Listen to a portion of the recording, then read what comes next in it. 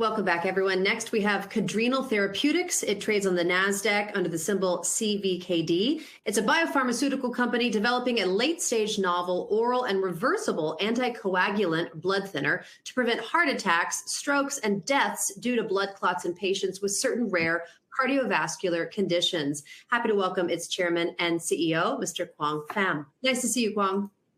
Thank you, Anna, and thank you for having us present to ECG. Our pleasure to be here. All right, the floor is yours, and call me back when you're ready for questions. Will do. Forward-looking statements for your review. All right, Cadrenal Therapeutics, we're a late-stage drug development company with multiple orphan drug and fast-track designation, and one pivotal trial away from submitting our new drug application to the FDA for review, for approval, and commercialization. We have a strong plan to complete the trial as well as to commercialize the product, tecarfarin, and we have a seasoned team on our team, the seasoned professionals on our team. So our lead candidate is tecarfarin, and it's a late-stage oral blood thinner or anticoagulant. And it's to prevent heart attacks and strokes in patients, to prevent them from getting blood clots that can cause the heart attacks and strokes with rare cardiovascular conditions who depend on lifelong blood thinners, such as warfarin, or formerly known as Coumadin. We are focused on these rare cardiovascular conditions where warfarin has been around for close to 70 years, have failed to achieve adequate results. And the newer class of drugs, the Eliquis, Xarelto class of drugs, have also not shown a benefit.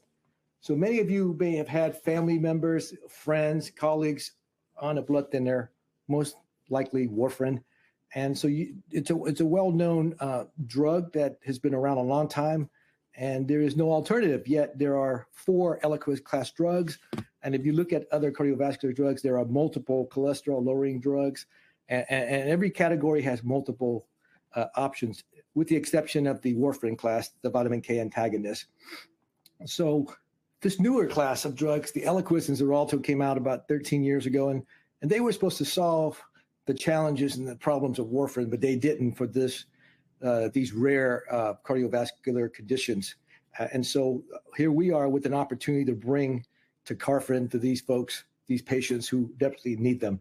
They're stuck with taking warfarin and getting poor control for their time in therapeutic range, which is a measurement of their ability to prevent blood clots, these drugs. And they don't really have a choice in terms of going to an Eliquis class of drugs. So we will be focusing on these patients who have no other choice except for a 7-year-old drug. And so these patients are the ones who with implanted medical device, starting with the left ventricular assist device, which is a pump which help pump blood into the heart and throughout your body, and therefore heart failure patients. Also, there are patients with mechanical heart valves. They also depend on lifelong blood thinning, and the only choice they have is warfarin. And so the other category would be the end-stage kidney disease patients, and those are the patients who may be close or are on dialysis treatment, and they also have irregular heartbeat, atrial fibrillation, or AFib. Another class of drug are those that have thrombotic antiphospholipid syndrome. It's a rare autoimmune condition that causes the body to overproduce antibodies, which then can cause a blood clot. So these rare cardiovascular conditions alone represent about a $2 billion market just in the United States.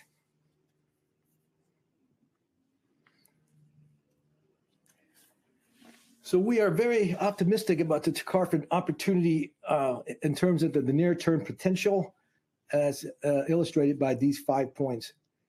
The current care for these patients is pretty much warfarin, and it's inadequate. And so for the implanted medical device patients, the only choice they have, despite getting leading-edge medical devices like the left ventricular assist device or mechanical heart valves, they depend on a 70-year-old drug, warfarin. to make sure they don't get blood clots and have other serious events like strokes and heart attacks. So there's a high level unmet need with one old solution. That's the important point. We speak with physicians, clinical researchers in the industry, and I think they're frustrated with warfarin outcomes, and the providers are hesitant to prescribe drugs like Eliquis and Xarelto because there's no clinical trial data to prove that these newer drugs provide a clinical benefit.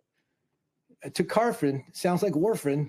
It's in the same class, has a proven mechanism of action with phase 2-3 clinical data showing its efficacy and safety and effectiveness, and is readily reversible like warfarin while providing a more stable anticoagulation across multiple key patient subgroups that I talked about in the previous slide.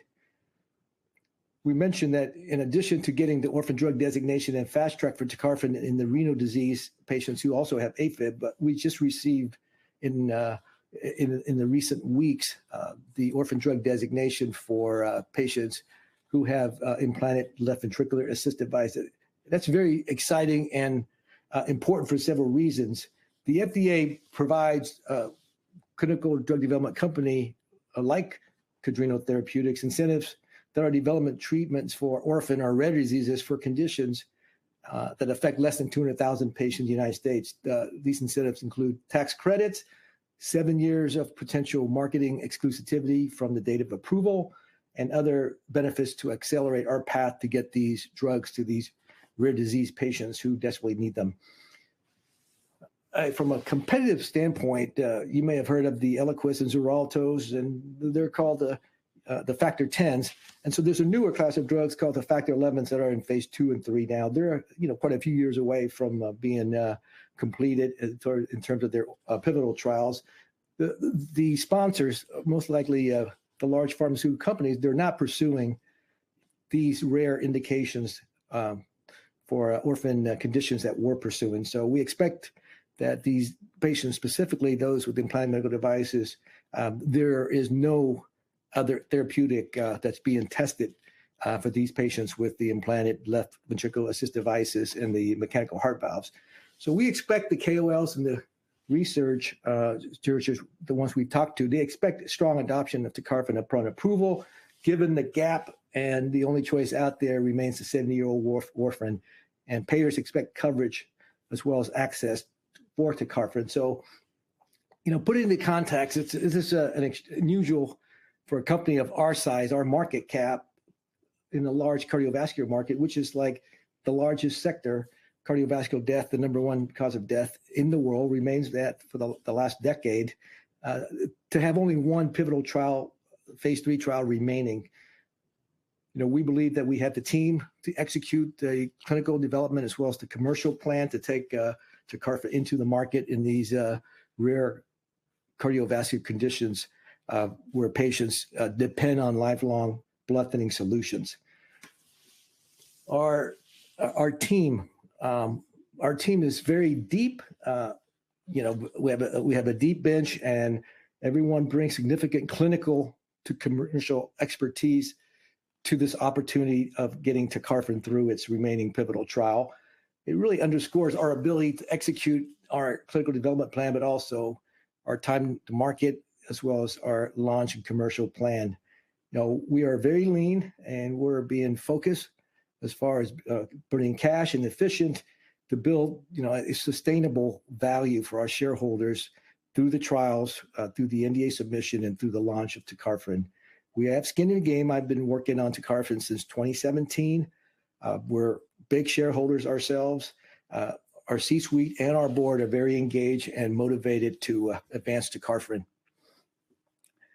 Quick look at our scientific advisory board with deep cardiovascular experience, and they represent key specialties within cardiovascular from leading global institutions such as Duke University, Boston University, the Cleveland Clinic, McMaster, Harvard, Baylor, and they validate and have, really educated us on the clinical necessity and the medical utility potential of tecarfarin in medical practice in the real world setting. and they continue to be invaluable to bringing their expertise, world-leading clinical development, drug development perspectives to our team.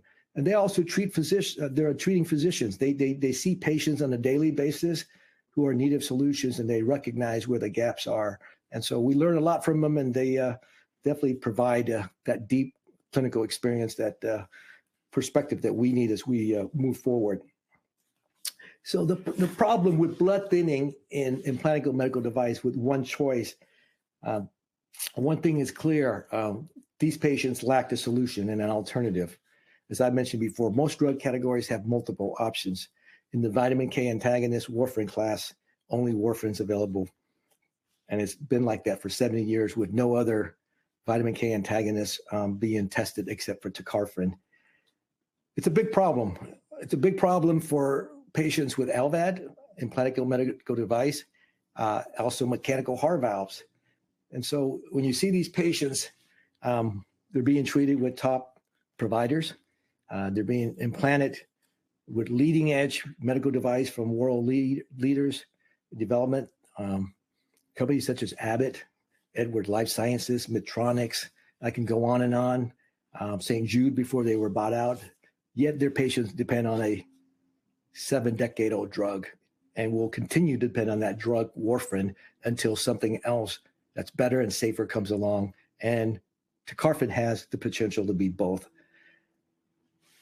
There's also a reversibility challenge when patients that are on a blood thinner need to go have their teeth worked on, or an extraction or other procedures. Physicians have to stop the blood thinning effect. And so reversibility, the cost and time and so forth, until recently, the newer drugs didn't have reversing capability. Tecarfarin has the reversibility, such as warfarin, readily available in the marketplace. And so you can see why, these patients, right, the renal disease patients with AFib, the patients with LVAD, they were excluded from these big trials involving the Eliquis class drugs. And so they're not recommended in the guidelines, and also in this patient population. It's almost like they're ignored. Yeah, they're developing these drugs for larger populations, but they're not addressing the ones with the rare cardiovascular conditions. And so now there's been a trial that was published by the company Abbott. They looked at their LVAD, the world-leading HeartMate 3, a great left ventricular assist device, with a trial comparing warfarin alone in these patients against warfarin with aspirin. Both are old, well-established drugs that have been in the market for a long, long time. And the takeaway was warfarin alone is non-inferior to warfarin with aspirin. So they removed the aspirin portion, the antiplatelet portion, reducing the risk of bleeding. So we commend Abbott, the maker of HeartMate 3, in doing trials such as the Aries HM3, and continuing to provide their patients with alternative and safer solutions for patients who have the HeartMate 3 implanted to treat their heart failure.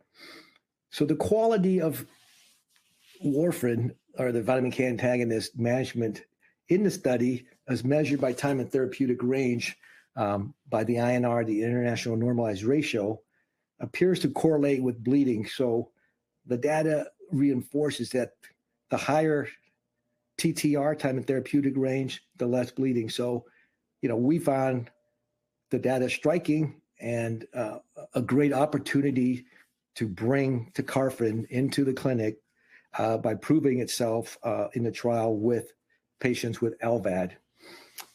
In renal and AFib, there's a lot of ambiguity. And so at this time, the leading indication that we're pursuing, we're totally focusing on the implanted medical device, specifically the left ventricular assist device population.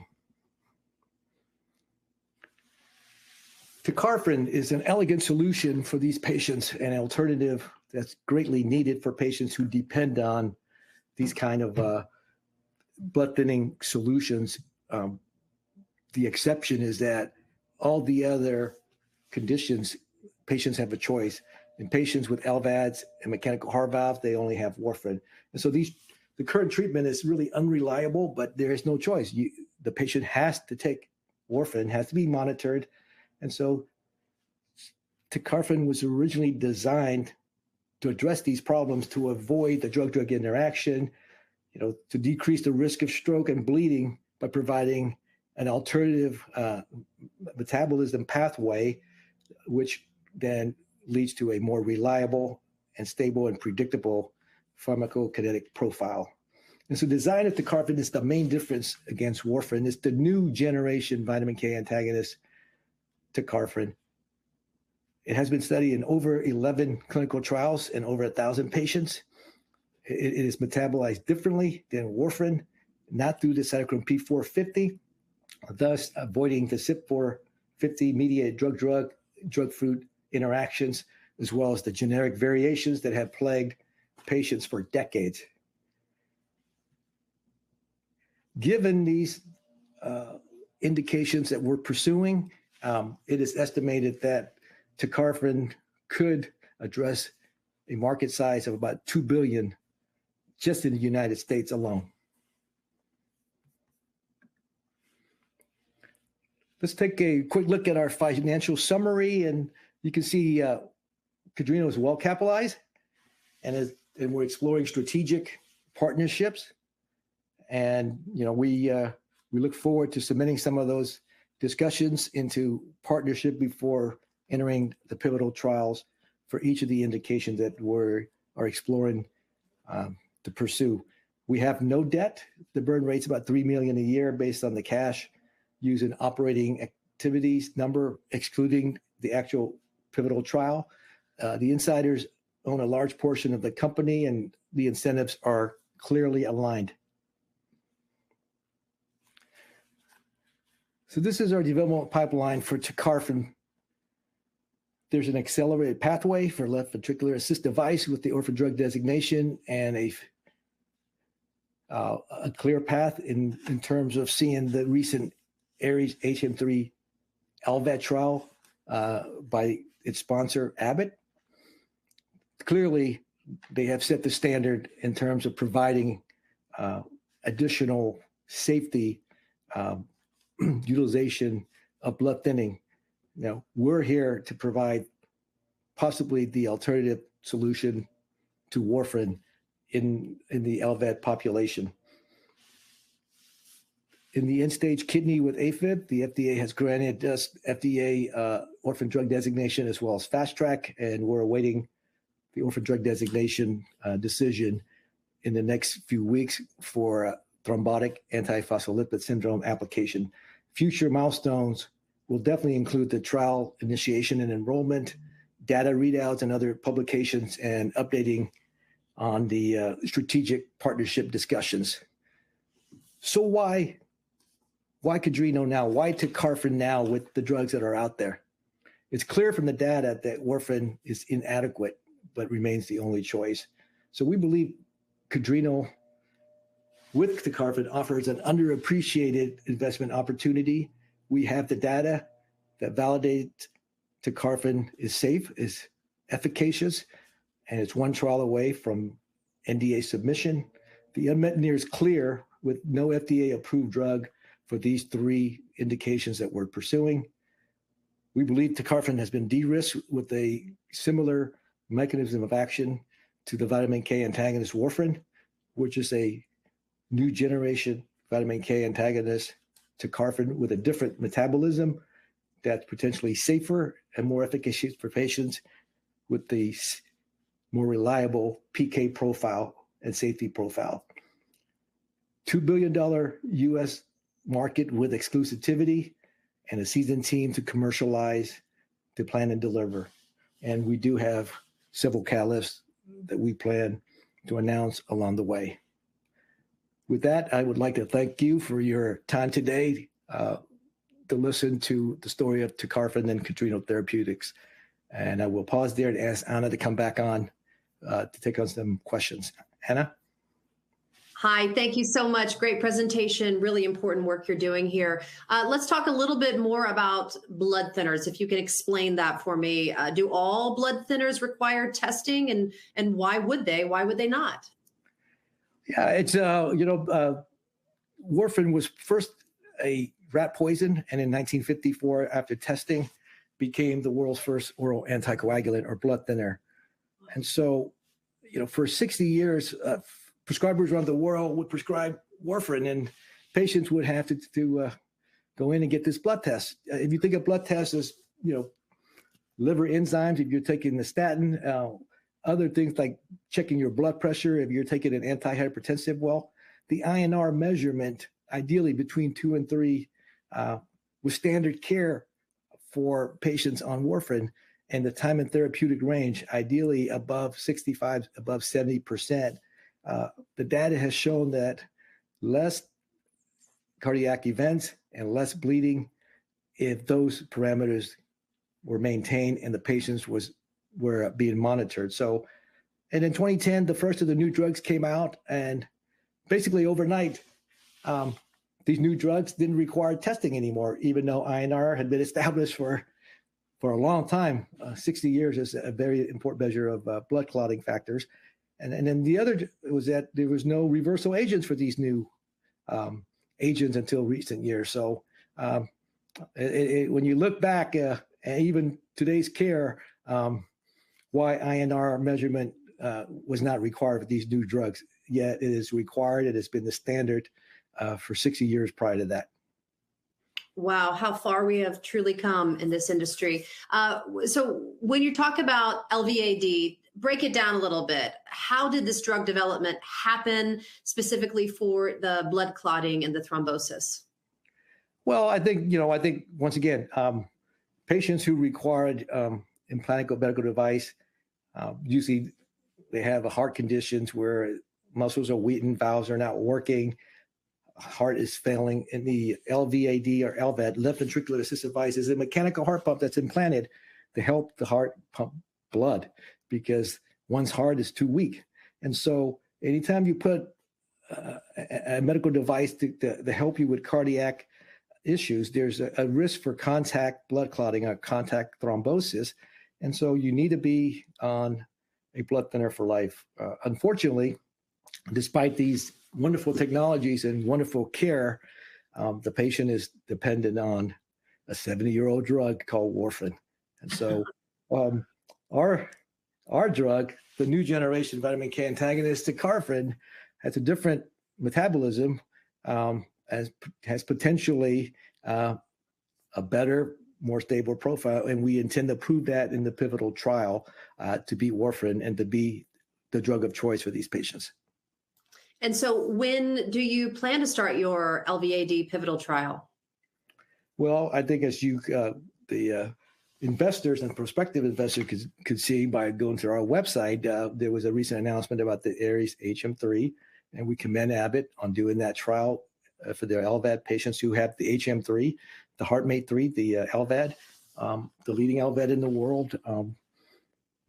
We commend them because they have shown how to conduct a trial with warfarin and with aspirin. So there's a lot of lessons learned there, a lot of data that they've shared with the medical community and the public.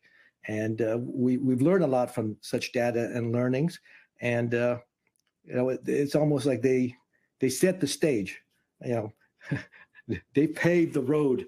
And so it is up for us to deliver the drug. And we plan to do that with our drug manufacturing preparations, clinical trial materials to do a trial in 2025. Wonderful. Well, what closing remarks do you have for our viewers today? Well, we remain very optimistic that the largest pharmaceutical category is cardiovascular. The number one cause of death in the world still cardiovascular diseases, and there has been minimal, if not the least amount of capital, the least amount of drugs approved in the category. But we remain optimistic that tecarfarin will be one of those drugs that will be finance supported and eventually approved and commercialized for patients who have rare medical conditions and they depend on lifelong blood thinning solution. Well, good luck with this important endeavor, and we certainly hope you come back on our conference and keep us updated with your progress. Thank you, Anna. It's been a pleasure. All right, thank you so much, and thank you all for watching. We'll be right back with our next presenter.